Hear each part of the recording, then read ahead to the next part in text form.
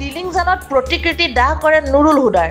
আজি বোকাজান আৰক্ষী থানাৰ অন্তৰ্গত টিলিংজানৰ বাপ্তিষ্ট চাৰ্চৰ সন্মুখত শতাধিক গাৰো জনগোষ্ঠীয় লোকসকলৰ উপস্থিতিত দাহ কৰে কংগ্ৰেছ বিধায়ক নুৰুল হুদাৰ প্ৰতিকৃতি।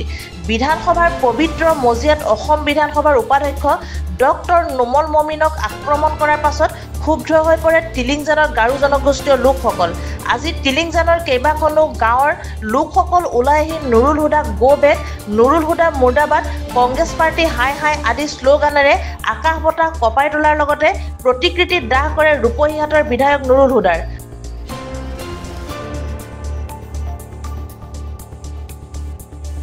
আজি আমি গাৰো কমিউনিটি ইয়াত প্ৰটেষ্ট কৰাৰ কাৰণটো হ'ল যে নুৰুল হুদা বুলি যিটো কংগ্ৰেছৰ বিধায়ক MLA তেখেতে মানে আমাৰ ট্ৰাইবেল মানুহৰ ওপৰত হাত দিছে, তাৰপিছত আমাৰ গাৰো জাতি বা গাৰো মানুহৰ ওপৰত সি হাত দিছে, plus deputy speaker of Assam assembly তেখেতক সি হাত দিছে। সেইকাৰণে আমি আজি গৰিহণা দিছোঁ।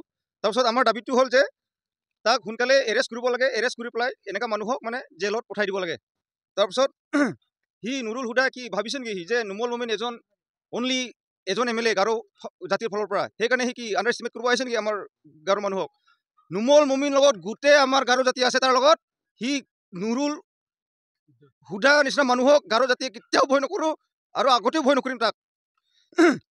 সেইকাৰণে আমাৰ দাবীটো হ'ল আছাম চৰকাৰক যে সোনকালে তাক এৰেষ্ট কৰিব লাগে আৰু আমাক ন্যায় দিব লাগে, আৰু তাক জেলত পঠালেহে মানে আমিও যে ন্যায় পাইছোঁ বুলি আমি ল'ম, এইটোৱে আমাৰ দাবী। সমাজ হয় আৰু GDC all Assam GDC member হয় মই অসম চৰকাৰক আৰু আমাৰ অসমৰ মুখ্যমন্ত্ৰী মাননীয় হেমন্ত বিশ্ব শৰ্মাক আমি আহ্বান জনাইছোঁ। যোৱাকালি যি সংগঠিত হৈছে এছেম্বলিত, বিধানসভা এইটো পবিত্ৰ এটা এছেম্বলি হয়, তাত যে আমাৰ বোকাজান LA যে বিধায়ক ডেপুটি স্পীকাৰক যি কংগ্ৰেছৰ বিধায়ক নুৰুল হুদাই যিকোনো আঘাতপ্ৰাপ্ত কৰিছে, তাক আমি গাৰো কমিউনিটিৰ ফালৰ পৰা আমাৰ মহিলা ইয়াত প্ৰত্যেকটো সংগঠনত আছে, আমাৰ গাৰো মহিলা সংগঠন হৈ কেনে আমি তাক শাস্তি দাবী বিচাৰিছোঁ।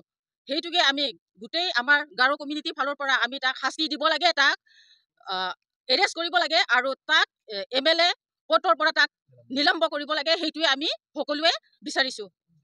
যিমানখিনি আমাক দলৰ সহকৰ্মীসকল আছে সকলোসকলে মই আন্তৰিক নমস্কাৰ। আৰু আমাৰ মাজত যি প্ৰথমে আমি নিজ নিজ প্ৰাৰ্থী দলৰ সহকৰ্মীসকলে মিডিয়াসকলক আমি প্ৰথমে জ্ঞাপন আৰু ধন্যবাদ আগবঢ়াইছোঁ। গতিকে আজি প্ৰায় ভাৰত স্বাধীন হোৱা ৭৭ বছৰ হ'ল। ৭৭ বছৰ দিৱস পালন কৰা সম্পূৰ্ণ হোৱা স্বত্তেও অসম বিধানসভাৰ অধিৱেশন চলি থকাৰ সময়ত নাচুত নাভূত ঘটনা ঘটিল। কোনো নেদেখা নুশুনা অসাংমানিক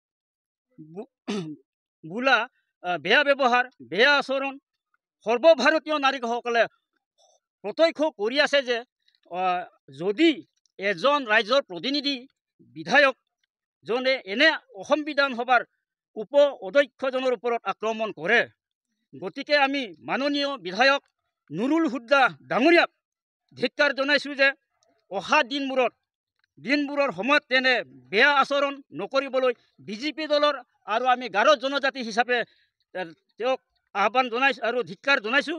গতিকে লগতে পুলিচ প্ৰশাসনক দাবী জনাইছোঁ যে ইয়াৰ বিষয়ে বিহিত ব্যৱস্থা ল'বৰ বাবেও দাবী জনাইছোঁ। গতিকে যিখিনি আমাৰ বোকাজান জিলা সমষ্টিৰ বিধায়ক ডক্টৰ নুমল মমিন ডাঙৰীয়া আৰু অসম বিধানসভাৰ অধ্যক্ষ ডাঙৰীয়াৰ ওপৰত আমাৰ কংগ্ৰেছী নেতাই যিখিনি আক্ৰমণ কৰিলে, ইয়াৰ বিষয়ে আমি ধিক্কাৰ জনাইছোঁ।